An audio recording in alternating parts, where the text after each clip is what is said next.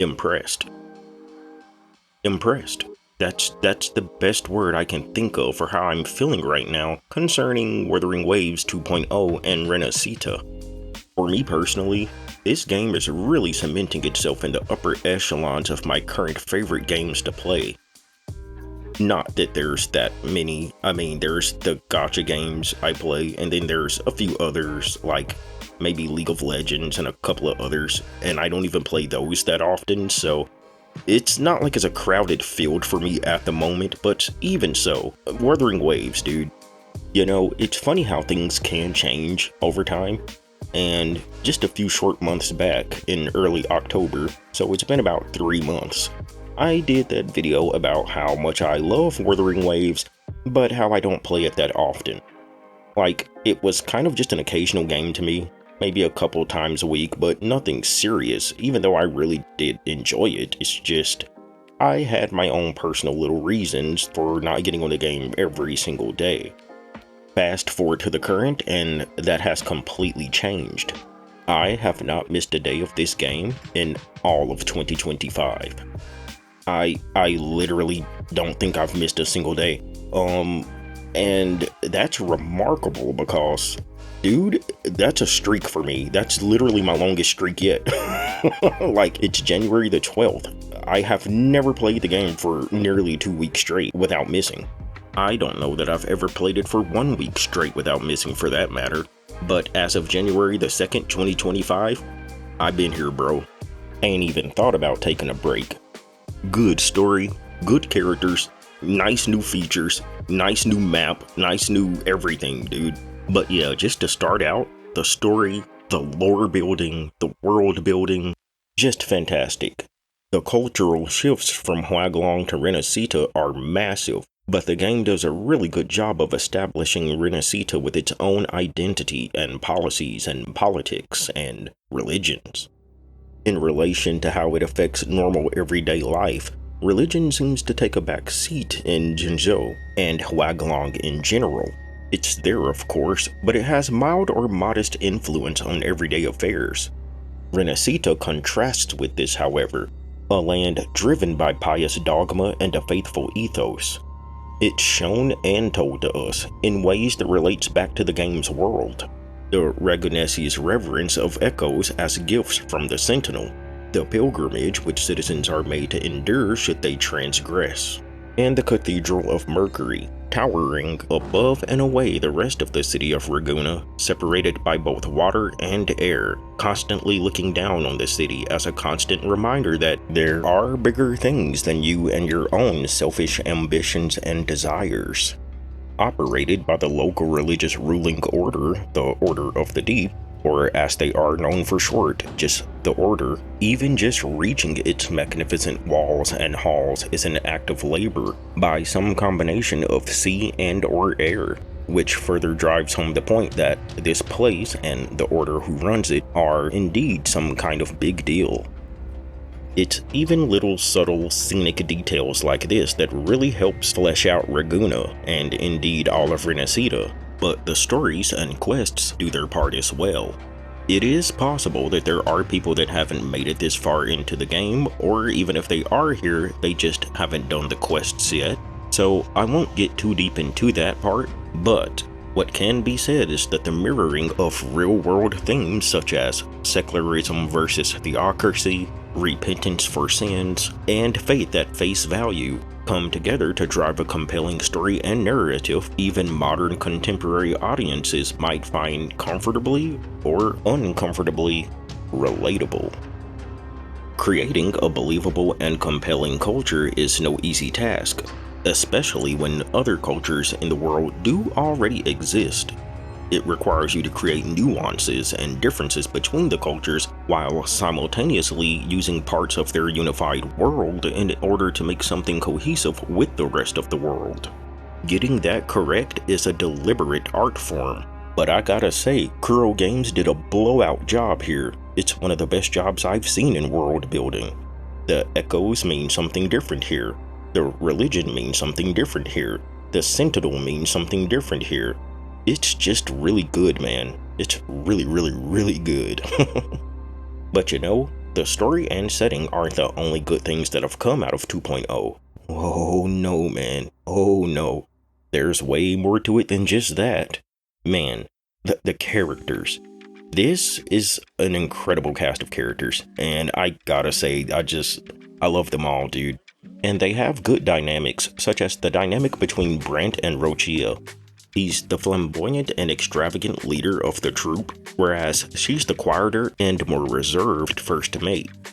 However, when it comes to arrangement and actually getting anything done, it seems as if Rochia is the one who's really at the helm. Now, normally that's an overplayed trope. However, here it's played for purpose.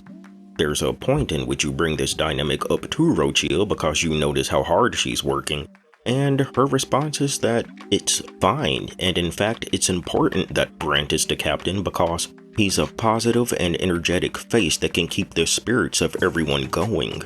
They're members of a downtrodden troop of individuals just trying to find their place in the world again.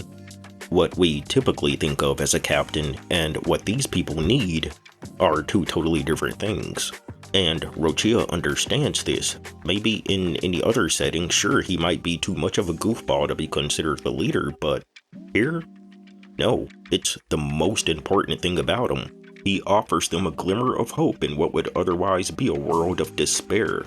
The trope of goofy captain and responsible first mate flipped on its head for actual meaning. I absolutely love it. Other characters help to drive the narrative as well, such as Phoebe, a devout acolyte of the Order who, due to events in the story, is left to question her faith in the Order that she puts her very devotion into.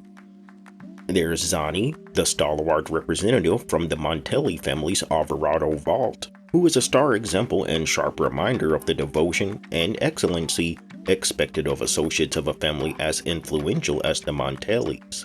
No task too questionable, no job too unfit, just right down to business.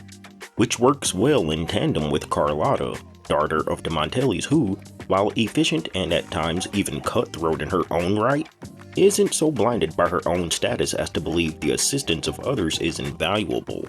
Carlotta acknowledges and values Zani's assistance, trusting her with important tasks. For a lady of nobility, it's a refreshing take on an archetype that's often just portrayed as conceited and out of touch. The characters all have their reasons for existing in context to how they relate to the bigger story, and their acting just furthers their own influence.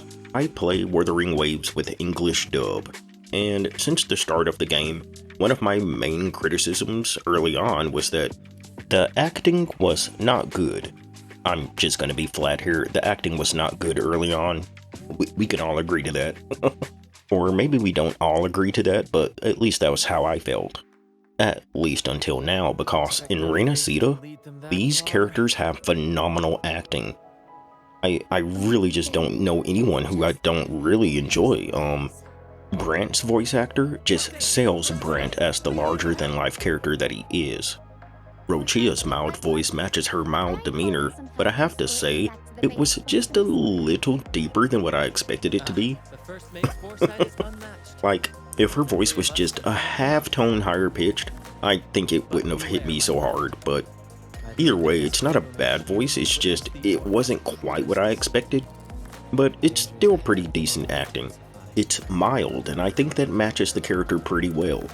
It's funny though, because I was talking with a friend who uses the English dub too, and he really loves everyone's voice acting here, especially Jennifer English on Carlotta, but he absolutely hates Rochia's voice. And it's like, from my end, I think it's okay. Like, I don't love it, but I don't hate it. But no, he detests it, right? So I got online and I was looking up things about her voice acting, and I found out that, yeah, pretty much, it's divisive. People either think it's really nice, or they're like, nah, that ain't it. So, though for me, during the section of the story where you can use Rochia as a trial character, I used her skill and she was like, Mamma mia. Mamma mia, avanti, figurati. And, yep, that's the character. I gotta get it. If anything, Phoebe was the most forgettable one to me. Although she wasn't really what I would call bad, but it's just like forgettable. But I do think her voice kind of picked up later on. Am I tripping? I swear her voice ever so slightly changed later on, but maybe not. But Zani and Carlotta. Oh my god, dude. A masterclass. It's a masterclass in voice acting. These two characters, and I'm gonna be straight here. It really doesn't have anything to do with direction, like as far as, you know, with Brant, how it's important for him to sound larger than life. With Zani and Carlotta, they do have good direction. That's not my point. But what I'm saying is, I don't just like their voice acting because of the direction. I like it because of the voices themselves. I don't know if it's the accents or what, but I could listen to these characters talk all day. Magnifico. Magnifico. And that even goes to some of the NPC characters, who I'm not really going to get too much into because that's in the story and I don't want to ruin anything. But there's a lot of interesting characters here, and the world helps to build the characters, and the characters help to build the world, and I think that's when you know a story is written well. And then there's just all the little gameplay updates and upgrades. It's just a really good game overall. I mean, what's a game without a game? I'm talking about all the plot and stories and everything, but I haven't even talked about the game. Yeah, it's good. Really good, dude. There's a mild quest line before you really start getting into the world of Rinascita, but once you do this and you properly step out into the open world, the first thing that happens is that you're hit with a panorama of the landscape. Similar to stepping out into the kingdom in Breath of the Wild or stepping out into the capital wasteland of Fallout 3. Just an epic moment where you're like, yeah, there's a lot out there for me to do, and I'm about to get right to it. Something to instantly note is that the world is just more vibrant than what it was in Huaglong.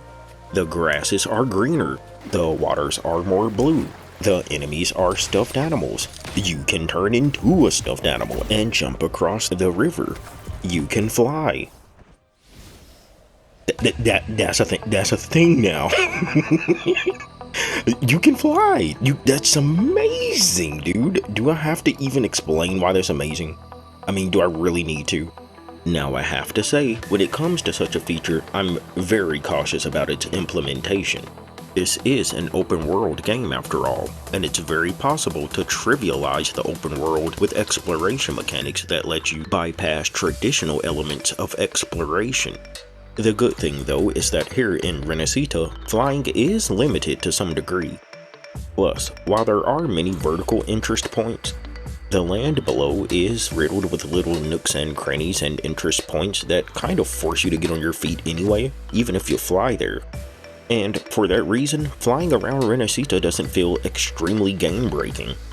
That said, depending on the regional topography, it could be pretty game-breaking to have this 100% of the time.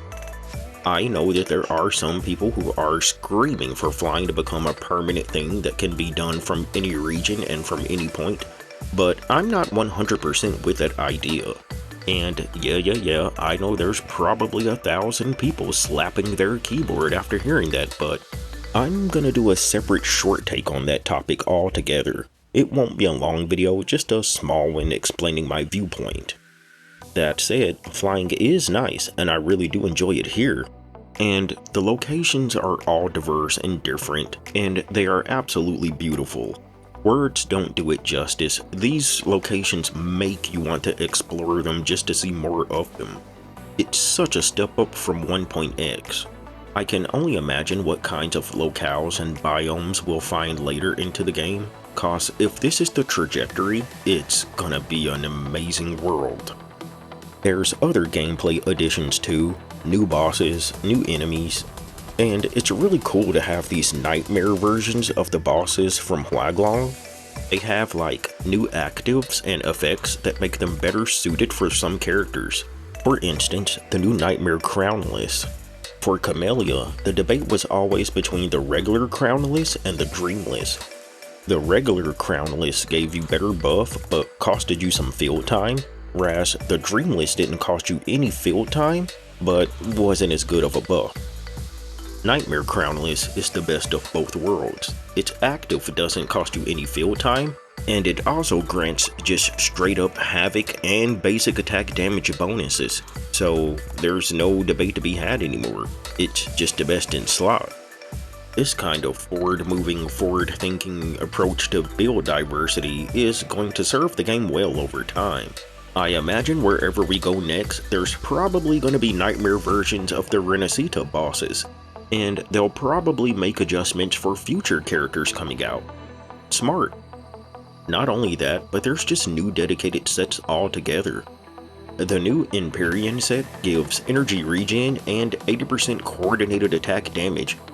On top of that, whenever a coordinated attack crits, the current active character gets an attack buff. So, Zeshi, Yinlin. Yep. That's a W for those characters. I love that they're doing this because I was beginning to wonder if really she was just gonna have to use the Glacio set or their energy regen set from Waglong forever. But it's nice to see that they're going to take care of their characters. No one wants a character to fade into obscurity, so yeah, it's nice to see this. And yeah, speaking of characters, my favorite character to play just came out. Carlotta is just a blast to play. Pun fully intended. It's like dancing, but not dancing. You're killing things. But she's so awesome, dude. I love this character, and I really am glad that they gave her the full go to just go ham. She's somersaulting and blasting and sliding and just, it's awesome. And then her ultimate, man, oh my gosh. Call that fifth shot the Heaven Sender. It's amazing, dude. I'm so happy that she's so fun to play, especially because way back when they gave us the teaser, well, I mean, it's not like way back, but you know what I mean, like a month or so ago when they gave us the Rinascita teaser, she was the character I was eyeballing the most, and it turns out she was a really good character, so yeah, I'm satisfied. Carlotta, just so much fun. But I do still have my other characters, and I do still love those too. I'm waiting for Rochia because she's going to be a Camellia dedicated support, and I love playing some Camellia as well, man, so yeah. And then, like, I don't know what the heck Zani's role's going to be, but I'm getting that character. Yep. It's going to happen, so yeah. I mean, I got my Carlotta, but Zani's running a close second for me, so yeah, I'm waiting for that too. It's just an exciting time, man. And then, you know, there's little quality of life things too, such as now we can use the synthesizer from our menus. Which I don't know why games don't just do this from the start. Why did they not let us do this? I mean, come on.